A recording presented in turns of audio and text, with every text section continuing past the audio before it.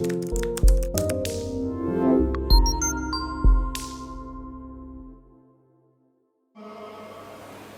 new friend and brother, Barry.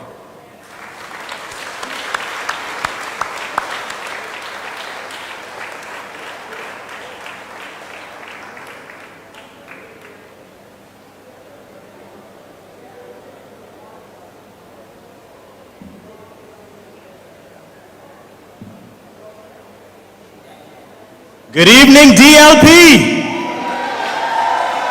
Good evening, DLP. Now, Dr. Yearwood, he woke up the room, so I don't have a hard task anymore. So to the party president, to the executive, and to all members of the Democratic Labour Party, good evening. It is my distinct honor and pleasure to be here tonight to witness this historic conference of the DLP. To Party President Dr. Ronnie Yearwood, I thank you for your kind invitation to address this conference. I bring greetings and well wishes on behalf of the Prime Minister of the Commonwealth of the Bahamas, the Honorable Philip Brave Davis, leader of the Progressive Liberal Party. On behalf of our Deputy Prime Minister, the Honorable Chester Cooper, our Deputy Leader, and our party chairman, the Honorable Frederick Mitchell, Minister of Foreign Affairs, and on behalf of all of the members and supporters of the Progressive Liberal Party, Bahamas. I am pleased to report to you that after 4.5 long years in opposition, your sister party, the PLP in the Bahamas, once again took the reins of power on behalf of the people of the Bahamas. You know the saying, you can't keep a good man down. Well, you can't keep a good party down. Say it with me, DLP. You can't keep a good party down.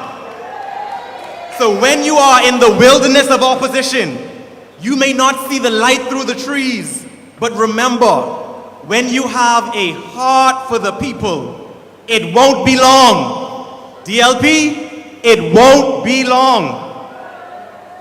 After we won the election, I was appointed to the Senate by the Honorable Prime Minister and then elected by my Senate colleagues as Vice President of the Senate, the youngest person to ever hold that post.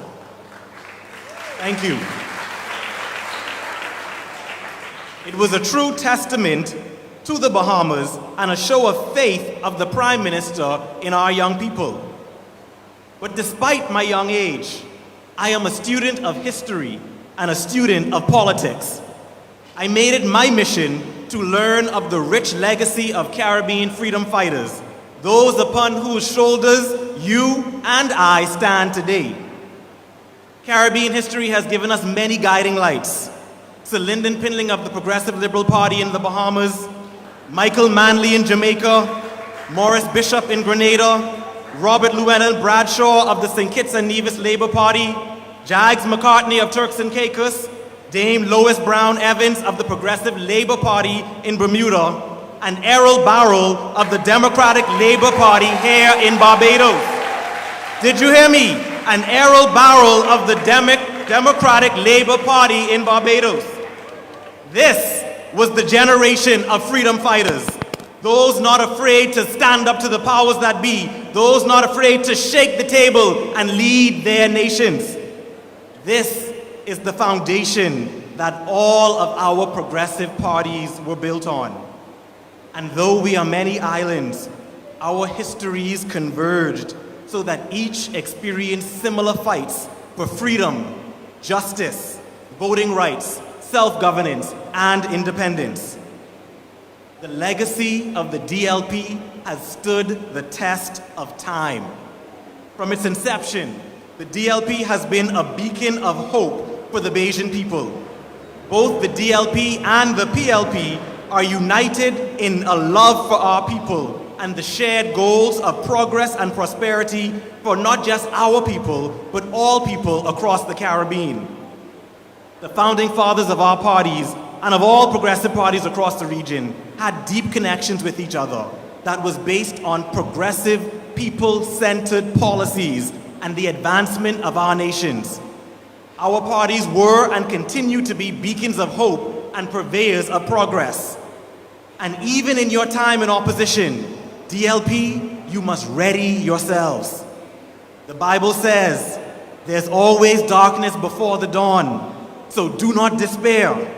Use this time to listen to the people, to hear their cries, and to once again become their voice.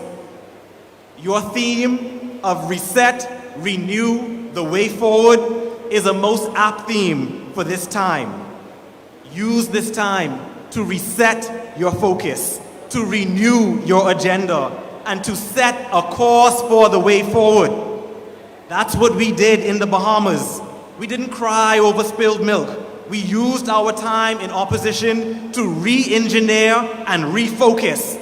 And on September 16, 2021, we ushered in a new day in the Bahamas. Comrades, the issues that face Barbadians here in your land are not dissimilar from what we are all grappling with across the region. The rising cost of goods and services, the fluctuating and unpredictable price of oil and gas, concerns regarding violence, employment, education, public goods, and the list goes on and on. Our forefathers had the foresight to know that we can't fight these battles alone. CARICOM was created to promote and support a unified Caribbean community that is inclusive, resilient, and competitive, so that we all share in economic, social, and cultural prosperity. Barbados was at the forefront of the establishment of CARICOM through the DLP. And most recently, comrades, the COVID-19 pandemic has taught us that national solutions to regional and global problems do not work. Alone, we can do well, but together, we can do wonders. So my comrades, tonight, as I bring you greetings of solidarity and encouragement, I also implore you and our entire generation across the Caribbean to take up the cause of CARICOM. The baton has been passed on to us. We must usher in a new era of progressive, people-centered policies that lift all of us up. Alone we are small, but together we are over 15 countries representing over 19 million people with an $82 billion economy. We are small, but together we are mighty. We must use our collective voices to advocate for real solutions in the fight against climate change. We emit the least toxins into the atmosphere, yet we are amongst the most vulnerable. We must find solutions for natural disaster mitigation, insurance, and reconstruction. Each year, all of our economies lose billions of dollars due to the destructive nature of hurricanes and other natural disasters. We must stand up to international organizations such as the European Union as they try to unfairly blacklist us into oblivion. We must work together on issues such as food security, airlift to our region, and interregional trade. We must also work together to assist our brothers and sisters in need, such as using CARICOM to find a solution to the crisis in Haiti. There is much for us to do, comrades. Just as our forefathers had their mandate to politically and socially emancipate our people, I believe that it is the mission of this generation to bring economic emancipation to our people. We must ensure that our people become the owners and the drivers of our economy. With our abundant natural resources and the intellect, skill, and talent of our people, we should be one of the richest and most prosperous regions in the world. That is our new mission, CARICOM brothers and sisters. Comrades, tonight we are also here to honor the life and legacy of Sir Lloyd Erskine Sandiford. Sir Lloyd served the people of Barbados for over 3 decades as an esteemed statesman and diplomat. As Prime Minister, he worked closely with the Bahamas and our CARICOM partners to ensure we achieved our collective regional goals. His contributions as a member of CARICOM's Conference of Heads of Government were characterized by passion and professionalism, and he helped to advance the community's high aspirations for deeper integration. In describing Sir Lloyd, his CARICOM colleagues would say he was unshakable in his approach, and this was reflected in the manner in which he spoke. He was confident in himself and his beliefs. He was a true Democrat whose politics was grounded in love of country. From the beginning, he threw his political weight behind the imperative of publicly funded education for the masses. This was the principle of his social democracy and the vehicle on which he believed Barbados would travel to economic prosperity and social stability. Because of his work, Bajans are some of the most educated people on the planet, with a first world literacy rate and a first-class workforce. Sir Lloyd was also a believer in the people of the Caribbean and a believer in the experiment that was CARICOM. History will remember him as one of the true architects of the modern Caribbean community. He was a regionalist, and he took the decision to take Barbados deeper into regional integration by signing on to the Grand Anse Declaration, which eventually led to the establishment of the single market and single economy.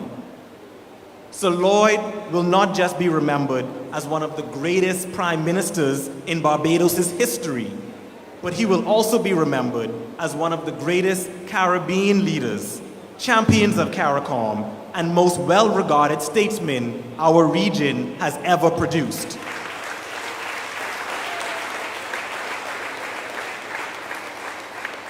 And so, comrades, I join you this evening in commemorating and honoring his legacy. And on behalf of the Prime Minister of the Bahamas, Philip Davis, and all of the people of the Bahamas, we offer you, our comrades, and all Barbadians, our deepest and most sincere condolences. Comrades, as I close, I want you to remember that it's always darkest before the dawn. There may have been a time when you believed you have reached the end of the road in the darkest night. But remember, God says that it is in that moment when a dazzling new day dawns on your horizon. And just as the PLP ushered in a new day in the Bahamas, and just as our progressive brothers and sisters have won in Bermuda, St. Kitts and Nevis, and Grenada, you too must remember that you may be knocked down, but they cannot knock you out.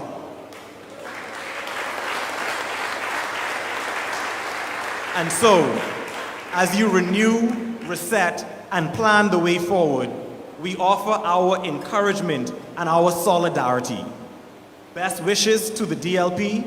We wish you success with this conference, and we look forward to working with you as we strengthen our regional ties. And I want to leave you with my party's political chant. In the Bahamas, when we say PLP, the people say all the way.